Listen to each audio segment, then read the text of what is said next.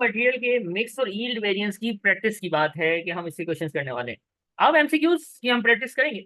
Mix और yield variance कैपलाइन की kit के क्वेश्चंस हैं और हमें ये पता है कि mix and yield variance are nothing but the extension of material usage variance. और ये कब निकलते हैं? जब एक से ज्यादा टाइप का मटेरियल यूटिलाइज हो रहा होता है। अगर एक ही टाइप का मटेरियल यूटिलाइज हो तो मटेरियल यूजेज वेरिएंस इनफ है, उससे आगे नहीं बढ़ते। लेकिन एक प्रोडक्ट, एक फिनिश गुड बनाने में अगर इफ मोर देन एक टाइप का मटेरियल, मोर देन एक टाइप का केमिकल अगर यूज हो रहा हो तो फिर हम डेफिनेटली क्या करते हैं? मिक्स और यील्ड देखते हैं कि जो जितना लगना चाहिए था उतना लगा है कि नहीं। ये है हमारे पास मिक्स और यील्ड की छोटी सी कहानी जो हमने पढ़ी हुई है। अब इसका क्वेश्चन नंबर 179 आपकी स्क्रीन पे नजर आ रहा है। पूछता है while a drag and drop style question is impossible to fully, कुछ भी बकवास की उसने। हमें पता है भाई ड्रैग कैसे करना है, हमें टिक करना होगा। ठीक है, ड्रैग करेंगे। The following are potential causes, of material usage variances.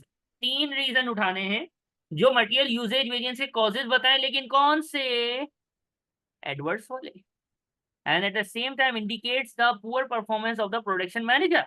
यानी आपने मटेरियल यूजेज वेरिएंस के तीन कारण बताने हैं, तीन रीजन बताने हैं, लेकिन वो रीजन ऐसे हों जो कि दो चीजों को मीट करते हो।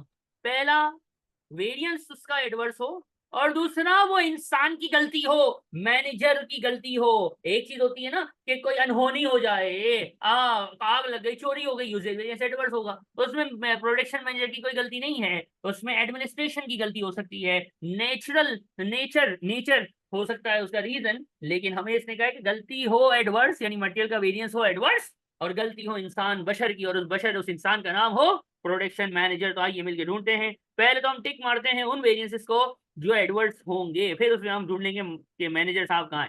ठीक है, पहला, selection of a new supplier offering similar quantity for lower prices. मेरे दोस्त, मेरे भाई ये बताओ, हम न्यू सप्लायर से माल खरीदें जिसकी क्वालिटी सेम हो और प्राइस कम हो, तो यूजेज पे कोई फर्क पड़ेगा? प्राइस वेरिएंस पे फर्क पड़ेगा। प्राइस वेरिएंस फेवरेबल होएगा, यूजेज पे no impact. Am I right? Right. It's not an answer. inadequate training of newly recruited staff in production department। अच्छी ट्रेनिंग नहीं दी भाई, अच्छी ट्रेनिंग नहीं दी तो एडवर्स तो होएगा। राइट और wrong?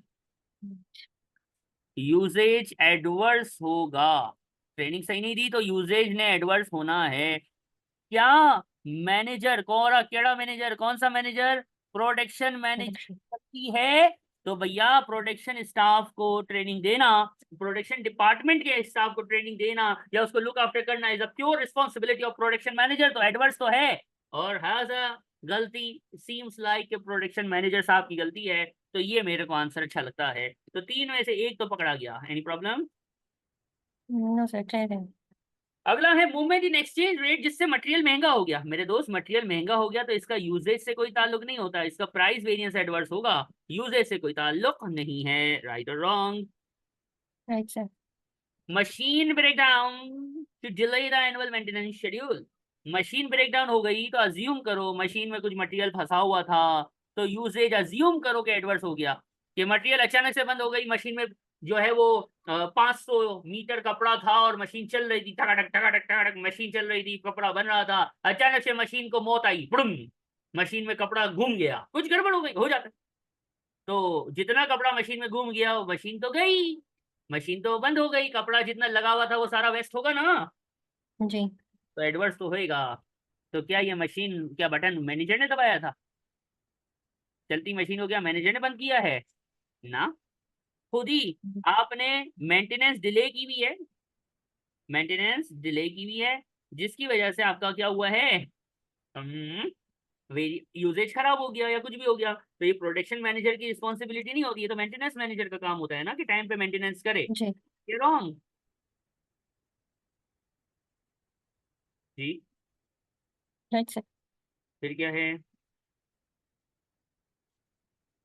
Reduce quality material bots. Material की क्वालिटी को गिरा दिया, क्वालिटी गिराएंगे तो यूजेज खराब होगा। राइट? राइट। यूजेज तो एडवर्स हो ही जाएगा।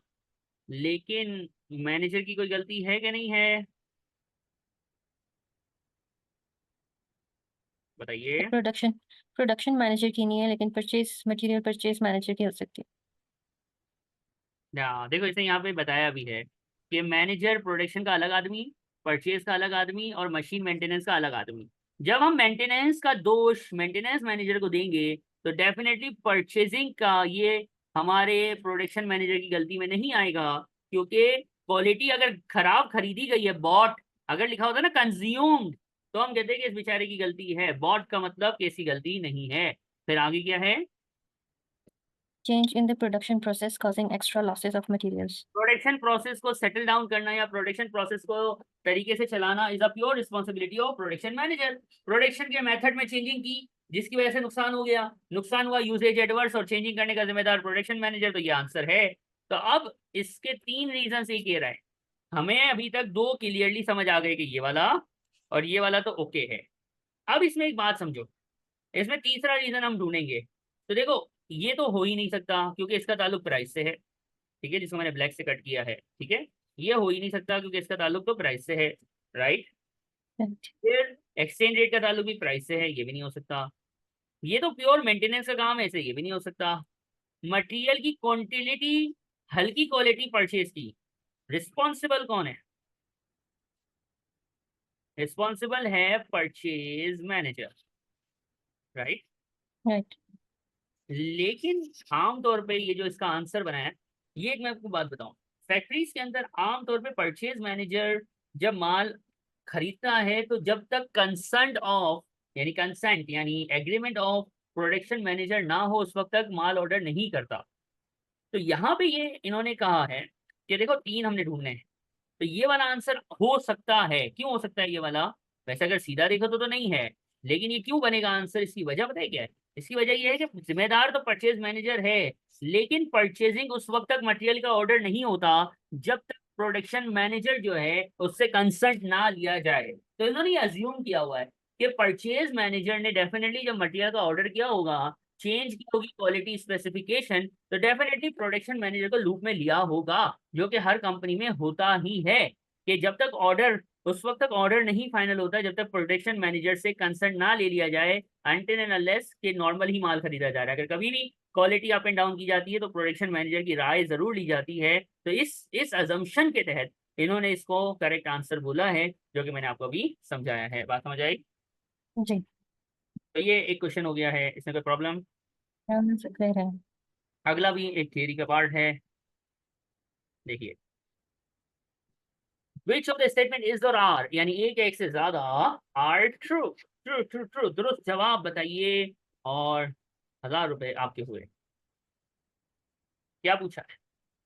A favorable total mix variance would suggest that a higher proportion of a cheaper material is being used instead of a more expensive one. Mix favourable क्या होता है मुझे खाली बताइए। मिक्स का जब फेवरेबल वेरिएंस आता था तो वो किस कब आता था? पहले कॉपी घुमा के देख लो। फेवरेबल किसको बोलते थे? मिक्स में फेवरेबल किसको बोलते थे?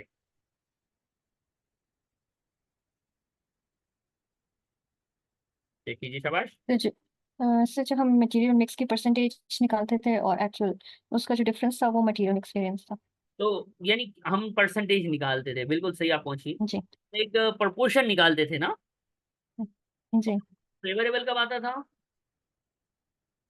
जब आपका जो है स्टैंडर्ड मिक्स से ज़्यादा क्वांटिटी होती थी, जब ज़्यादा आता था फिर फेवरेबल था, और जब कम आता था फिर एडवर्स। सही है। तो इसको आसान जबान में हम कैसे समझा सकते हैं? यानी वो तो ठीक है, आपने मुझे नंबर से बता दिया, अगर हम आसान जबान में बात करें तो कैसे कर सकते हैं? कि सर मिसाल के तौर पे अज्यूम करो कि एक्चुअल हमने मटेरियल यूज किया है, अज्यूम करता हूँ ऐसे ही, ठीक है। एक्चुअल यूजेज है 5500 kg, ठीक है। और एक्चुअल जो यूज होना था, usage as per standard mix, standard mix के हिसाब से अज्यूम करो यूज होना था 7500 किलो। यूज होना था 7500 किलो, लेकिन यूज हुआ है 5500 किलो। इसको हम क्या बोलते थे, अच्छा बुरा? बुरा। हैं? चेक करो, स्टैंडर्ड मिक्स से चेक करो, चेक करो, ज़्यादा है। कॉपी में चेक करें।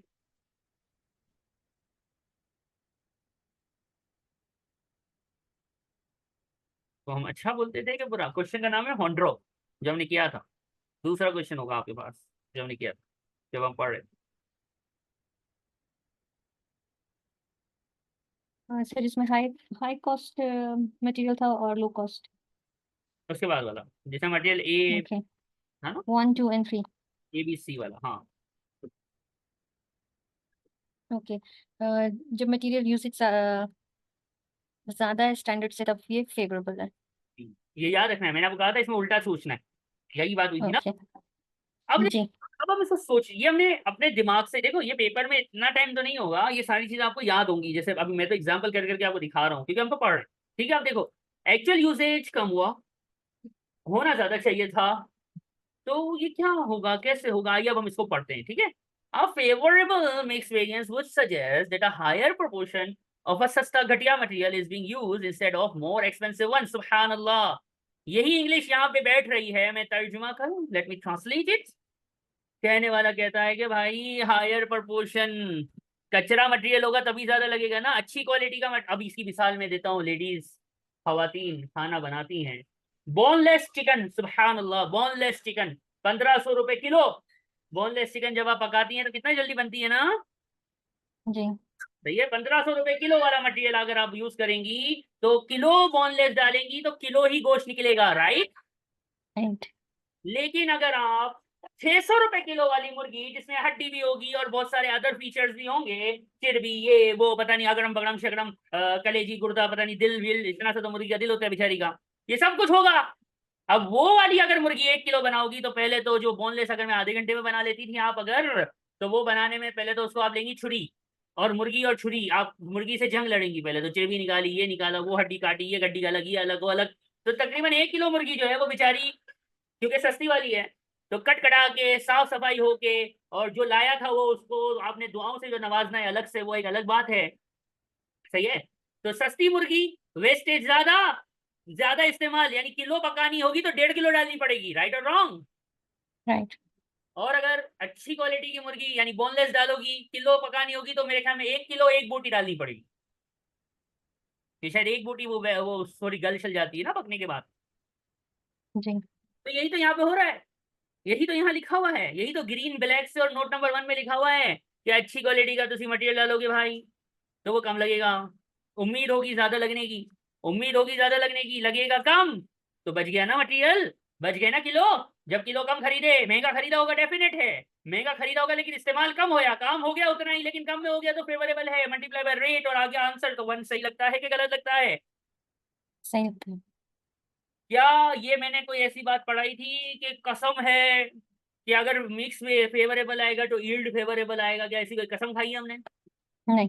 ऐसी ना अगर हमने कसम खाई है ना, ऐसा कभी होता है कि मिक्स अगर फेवरेबल आ जाए तो यील्ड भी फेवरेबल होगा? ओ व्हाट इज दिस, ये किसने बता दिया? तो वल्लाही हराम, रॉन्ग बात।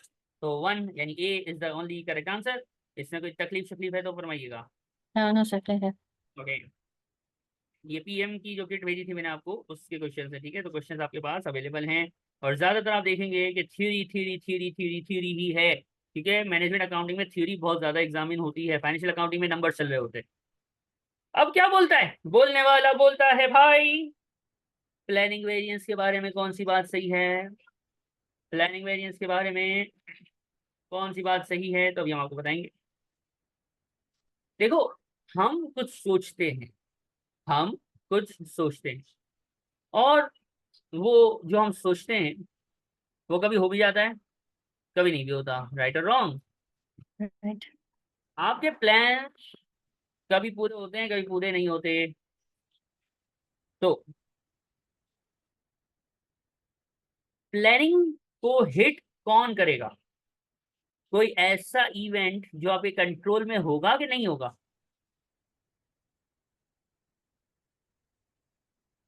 जी, जी प्लानिंग वेरिएंस जो है ना, जी सर। आपके प्लान्स हैं, आप अपने ऑपरेशंस को अपने प्लान के हिसाब से ही तरतीब देते हैं। तो प्लानिंग वेरिएंस कब आएगा? जब अनएक्सपेक्टेड इवेंट होगा। प्लानिंग इवेंट कब अराइज होता है? Must be cause by unexpected या अनप्लान्ड इवेंट। कोई ऐसी घटना, कोई ऐसी घटना, कोई ऐसा इवेंट, कोई ऐसा वाकया जो आपकी सोच से परे हो, आपके कंट्रोल में ना हो, वो अगर हो जाए तो हम इसको टेक्निकली बोलते हैं कि ये है प्लानिंग का मसला, कि हमने सोचा क्यों नहीं, हमने सोचा क्यों नहीं कि ये भी हो सकता है। जापान है ना, जापान, जापान का नाम सुना, जापान, जापान। हेलो, जी सर। आपको पता है जापान में जलजले बहुत आते हैं, अर्थक्वेक्स टू मच।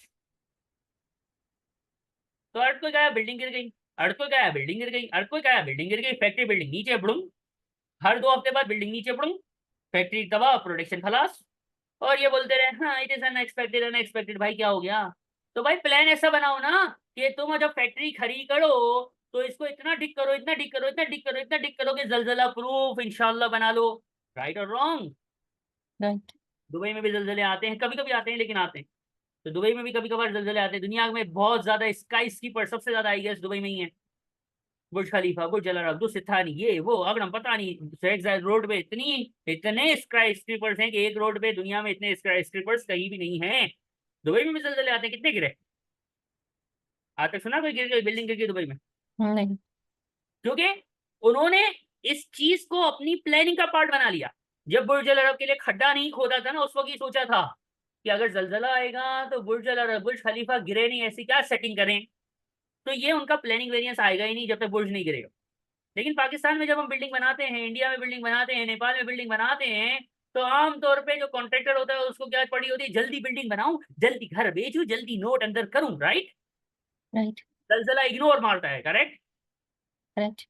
और फिर जलजला आए और बिल्डिंग गिर जाए, तो फिर जो वेरियंस वहां पे काउंट होगा वो होगा प्लानिंग के, अनएक्सपेक्टेड था, तो उसने अपने प्लानिंग का हिस्सा ही नहीं बनाया था। लेकिन जापान वगैरह में अगर जलजला आने के बाद बिल्डिंग गिरे तो वो प्लानिंग वेरियंस में नहीं आएगा। क्यों? क्योंकि उन्होंने जलजला प्रूफ बिल्डिंग की तरह ही उसको बनाया था, लेकिन अब जलजला ही इतना तेज आया। देखो, जो अल्लाह पाक चाहेगा वही होना है। आप कोशिश करते हैं, बाद में अगर बिल्डिंग ने गिरना है तो वो गिर के रहेगी, उसको कोई नहीं रोक सकता है। लेकिन अगर आपने अपनी प्लानिंग में जलजला प्रूफिंग को सोचा था और फिर भी बिल्डिंग गिर गई, तो it's not a planning event, it's not a planning variance. लेकिन आपने सोचा ही नहीं था, जैसे हमारे यहाँ होता है, बिल्डिंग खड़ी की, स्टार्ट हो गए, बाद में बिल्डिंग गिरी, बुड़ूम, तो वो जो है वो फिर प्लानिंग वेरिएंस में आ सकता है, क्योंकि आपने उसको प्लान नहीं किया था। बात समझ आई? ऐसी चीज जो आप अपनी प्लानिंग का हिस्सा रखते हो वो प्लानिंग वेरिएंस, उसका रिजल्ट प्लानिंग वेरिएंस नहीं है। जो चीज आप इग्नोर मारते हुए चलते हो, जो आपके कंट्रोल में नहीं होती, जिसको आप अपने प्लान्स में शामिल नहीं करते, उसकी वजह से कोई नुकसान, कोई दुर्घटना हो जाए, कोई प्रॉब्लम हो जाए, तो इसका प्लानिंग वेरिएंस। बात समझ आई? जी सर। आपके सामने 4 ऑप्शन, यू हैव 4 ऑप्शंस। क्या मुझे आप बता सकते हैं कि कौन सी ऐसी चीज है जो आपके कंट्रोल से बाहर लग रही है इन चारों में से? Option C. सुभान अल्लाह, सुभान अल्लाह। कैसे? The unexpected government policy to increase labour rates. पता ही नहीं था रेट बढ़ेगा, तो इससे तो हमारी प्लानिंग का हिस्सा ही नहीं हो सकता, तो ये आंसर है। ठीक है? जी। ठीक तो नहीं है?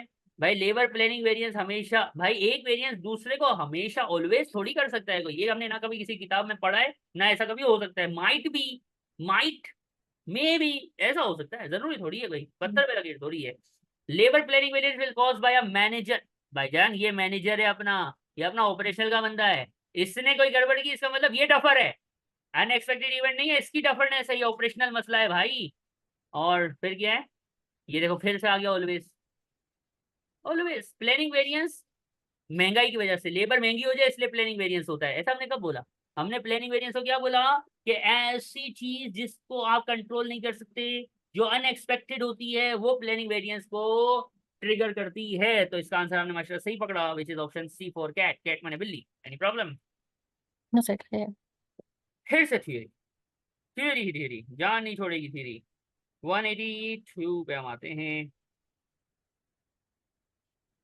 180, which of the following statement is are to regarding the material yield variance? सुभान अल्लाह, yield variance हमने पढ़ा, ठीक है? जी। yield variance के बारे में क्या दुरुस्त है? yield variance का अगर आप क्वेश्चन देखो कोई पीछे जो हमने सॉल्व किया हो, मैं उसमें से एग्जांपल लेके आपके सामने नंबर्स लिखूंगा, ताकि समझाने में और समझने में आसानी होगी इंशाल्लाह। तो मैं वो नंबर कोई ना कोई कहीं से पकड़ के ले आता हूँ। एक्चुअल प्रोडक्शन, ऐसा ही कुछ हमने क्वेश्चन किया है। 25,000 किलो यूज होने थे, हुए हैं, और 21,000 यूनिट बने हैं। ठीक है, ये क्वेश्चन हमने किया हुआ है पहले। लेकिन होना क्या था 25,000 किलो शुड प्रोड्यूस, कितना प्रोड्यूस करना चाहिए था, शुड यानी 20,833। ये पीछे हमने जो क्वेश्चन किया जब हम पढ़ रहे थे वहीं से मैं डेटा उठा के लाया हूँ। तो ये 167 आया था। फेवरेबल के एडवर्स क्या लगता है? बनने चाहिए थे 20,833, शुड बन गए 21,000, तो खुशी हो रही है, दुख हो रहा है? फेवरेबल से। फेवरेबल। अब इसको बिठाओ ए 1 और 2 में और सोचो क्या लगता है। 2 2 में देखो, अब यहाँ देखो, बड़ा बड़ा इंग्लिश का है ना, इंग्लिश की जो मार है ना वो बड़ी खतरनाक है। ठीक है, क्या लिखा है? Mix variance will usually result in favourable yield variance, ऐसा नहीं होता। मिक्स वेरिएंस आ जाए तो यील्ड फेवरेबल होगा, ऐसा जरूरी नहीं है। ठीक है, लेकिन ठीक है, और ऐसा नहीं होता जो मैंने अभी कहा कि मिक्स फेवरेबल हो तो यील्ड भी फेवरेबल हो, ऐसा यूजुअली नहीं हो सकता। तो फिर कैसा हो सकता है? मिक्स फेवरेबल हो और यील्ड उसका एडवर्स आए, ये ही चांसेस होते हैं, चांसेस आर हाई। अब देखो बात जरा समझना, यहाँ पे देखो एक क्वेश्चन हमने किया, यहाँ पे लिखा था ऑलवेज। ऑलवेज, जब भी ऑलवेज का वर्ड आता है ना तो ये 99% श्योर होता है कि वो आंसर गलत है, क्योंकि ऑलवेज कोई चीज नहीं हो सकती है। कॉस्टिंग यही है, ये फाइनेंशियल अकाउंटिंग नहीं है, यहाँ रूल्स फिक्स नहीं है। यहाँ पे माइट, यूजुअल, मे बी का वर्ड चलते हैं, और जो ऑलवेज ऑलवेज वाला कोई चक्करबाजी नहीं होता है। और एक बात याद रखिएगा, मिक्स और ईल्ड जो है ना, इनका रिश्ता जो है वो सास बहू का है। मिक्स और ईद का जो रिश्ता है वो सास बहू का है। सास बहू का मतलब, सास बोलेगी मुझे चावल खाना है तो बहू बोलेगी मुझे रोटी खानी है। सास बोलेगी नाश्ते में हलवा पूरी खाऊंगी, संडे को सासू माँ कह रही है हलवा पूरी खाऊंगी, तो बहू साहिबा कहेंगी नहीं आज तो मैं चाय पराठा खाऊंगी। यानी दोनों अपोजिट चल रही होती हैं। तो यही मिक्स और ईल्ड का रिश्ता है। मिक्स सासू माँ है और ईल्ड जो है वो प्यारी बहू है। वो प्यारी सास, ये प्यारी बहू, दोनों यूजुअली कंट्रास्ट पे ही चलती हैं, और यही हक है। और यही हमने याद रखना है कि मिक्स और रील वेरिएंस रिश्ता सास बहू वाला है कि यूजुअली कंट्रास्ट पे ही चल रही होती हैं। ये बात याद रहेगी, ये तो कभी नहीं भूलेंगे आप, right? Hello, right sir. Number 1 पढ़ दें, पढ़िए जरा। नंबर 1 आपने मुझे बताना सही कि गलत। नंबर आपके सामने लिखे हुए।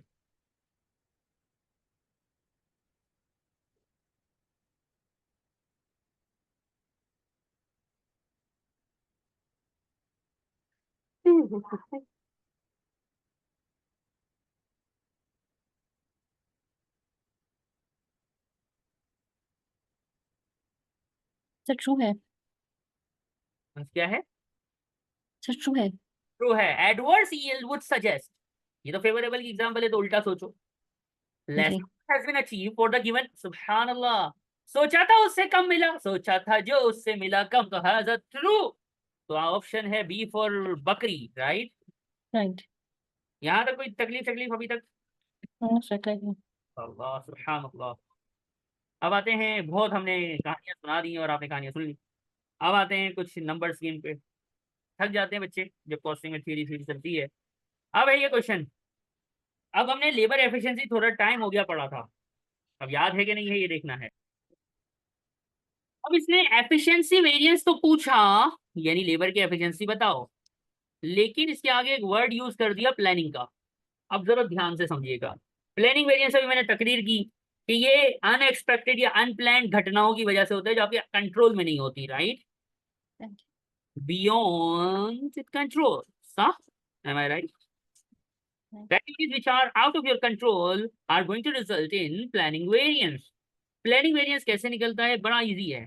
जो आपका असल प्लान था ना, रियल प्लान, और जो गवर्नमेंट या किसी अनएक्सपेक्टेड दुविधा या घटना से, इवेंट की वजह से जो आपका प्लान बदला है ना, उन दोनों बदलाव यानी रिवाइज्ड प्लान और ओरिजिनल प्लान, यानी बजट बजट नहीं है, स्टैंडर्ड स्टैंडर्ड को कंपेयर करो। Sir what is the difference between budget and standard? ये बहुत बहुत कॉमन क्वेश्चन है, जिसका जवाब मैं जब बेसिक में शुरू में पढ़ा रहा होता हूँ, वेरिएंस में उस वक्त देता हूँ, मैं रिवाइज कर रहा हूँ। देखो भाई, बजट निकालना होता है ना, तो रेट होता है बजटेड, रेट होता है बजटेड, और यूनिट्स भी होते हैं बजटेड। रेट और यूनिट्स दोनों जब बजटेड होते हैं तो जो आंसर निकल के आता है उसको आप कहते हो कि इट्स अ बजट। लेकिन फिर मैंने सिखाया था फ्लेक्स बजट, और फ्लेक्स को ही हम स्टैंडर्ड बुलाते हैं। सर फ्लेक्स याद दिलाइए, स्टैंडर्ड या फ्लेक्स कैसे होता है? तो रेट हम जो देते हैं वो तो बजटेड रेट ही लेते हैं। हाँ सर वो तो सेम हो गया, as a same same, yes it same. लेकिन यूनिट्स जो लेते हैं ना, वो लेते हैं एक्चुअल के बजटेड रेट अगर लगता, और यूनिट्स एक्चुअल बने, जो बने वही बने। एक्चुअल यूनिट्स बजट के रेट के हिसाब से कितने में बनते, और बजटेड यूनिट्स बजट के हिसाब से कितने में बनते। अगर बजट इंटू बजट किया जाएगा तो answer is budget, budgeted overhead. और अगर बजटेड रेट को लेके एक्चुअल एक्टिविटी लेवल से मल्टीप्लाई कर दिया जाएगा तो the answer is standard overhead. ये बात याद आई कि नहीं याद आई? जी सर। और स्टैंडर्ड को ही अपन फ्लेक्स बजट बुलाया करते थे। तो यहाँ लिखा हुआ है स्टैंडर्ड। अब कहानी समझो। स्टैंडर्ड मतलब यूनिट्स अपन लेंगे एक्चुअल वाले। वल्लाहिल अज़ीम एक्चुअल 900 सर्विस हैं, 900 सर्विस हैं, तो यूनिट्स स्टैंडर्ड है ना। स्टैंडर्ड का मतलब अपने को लेने का एक्चुअल सर्विस, राइट। राइट। अब एफिशिएंसी है तो घंटों में बात करेंगे। अपन ने सोच यानी प्लानिंग क्या थी, कितने घंटों में काम होना था? 3 आवर्स। 3 घंटों में होना था। तो 3 9 मेरे को टेबल याद है, थोड़े से बचपन में टीचर ने मार मार के याद कराए थे, अल्लाह उन्हें की मफरत करे। 2700 घंटे। लेकिन एक्चुअल खल्ली वल्ली कितना टाइम लगा, आई डोंट केयर। कुछ कानून बदला, कानून बदला, और अब हमें 3 की जगह प्लानिंग कितने घंटों पे करनी पड़ी? 3.5। तो 3 घंटों का इंटू 900 2700 था, तो 0.5 इंटू 900 450 से और बढ़ा दो, तो 2700 में 450 प्लस कर लो तो आ जाएगा 3150 hours. M I right? Right. यानी 0.5 आवर्स से मेरा प्लान अनएक्सपेक्टेड घटनाओं की वजह से खराब हो गया। 0.5 इंटू 900 एक्चुअल यूनिट्स, तो स्टैंडर्ड के हिसाब से मेरा वेरियंस आ जाता है घंटों में, विच इज 450 घंटे। एनी तकलीफ इन दिस घंटे? नो सर, क्लियर है। रेट क्या सोचा था, बजटेड रेट क्या था? 40। रेट हमेशा बजटेड ही लेते थे, तो रेट होगा बजटेड रेट। अभी घंटे हैं तो घंटों का ही रेट लेंगे, और खेलेंगे 14 से मल्टीप्लाई करेंगे तो सुबहान अल्लाह 16,000 एक हो गया, और ये हो गया 2,000, तो 18,000 आई गेस। जी मैंने सर। किया है, देख लीजिएगा। एडवर्ड्स क्यों लिखा है ये मुझे आप समझाएंगी? सर प्लान है ना बर्बाद ही हो रहा है।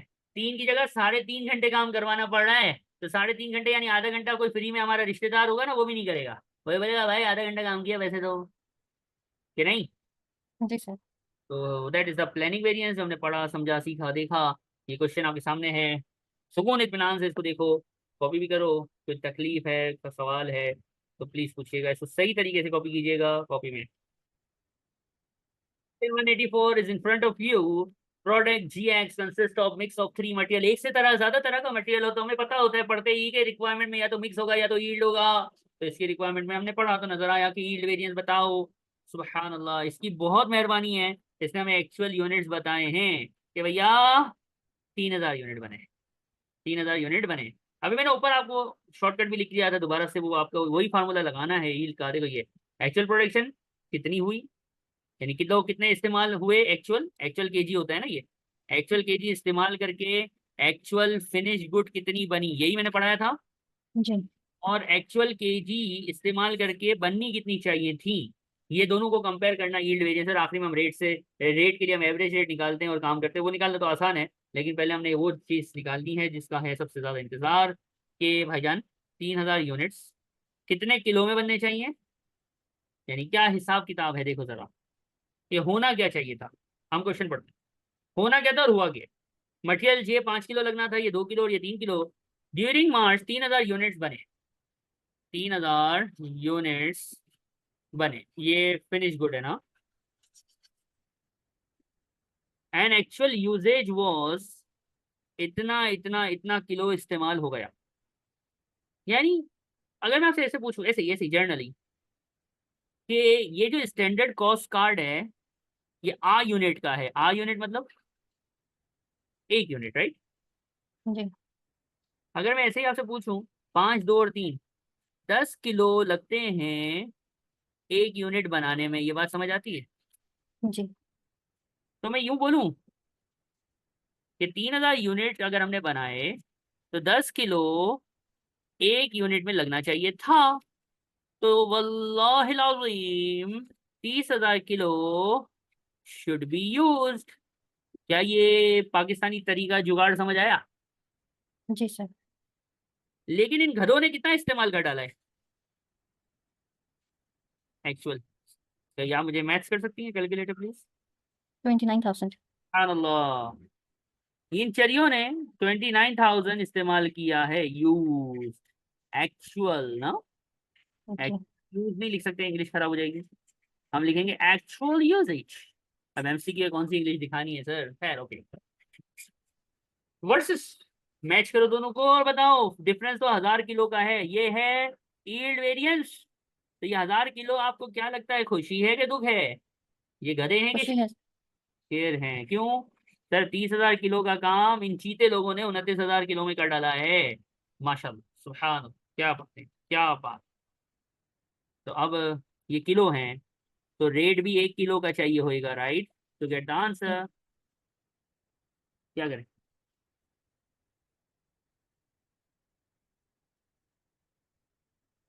1 किलो का रेट कैसे निकालूं? अगर मैं आपसे बोलूं ये सर टोटल, डिवाइड। ये है कितना, सही कह रही हैं आप, ये है कितना? 20 + 24, 68। 68 पर यूनिट, जिसमें 5 और 2 और 3 टोटल 10 किलो लगते थे। तो 1 kg कितने का हुआ? यानी ऑन एन 6.8। एवरेज था ना हमने,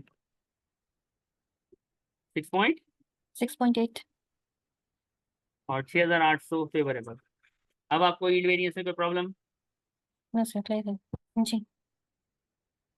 प्लानिंग का रेट, लेबर रेट निकालना है लेकिन प्लान वाला। Organisation recorded a favourable rate planning variance of the year. ओ सुभान अल्लाह, कंपनी के पास नॉर्मल लेबर रेट जो है वो फेवरेबल है। इन्वेस्टिगेशन से पता चला कि labour whilst actual labor rate was 60, a revised standard for labor supposed to be 70 for the actual hour work of 40,000। अब मसला देखो, ध्यान से समझो, ये रिवर्सिंग है, रिवर्स उसने वर्किंग करा है, ये थोड़ा सा घुमाया है, उल्टा चलाएगा।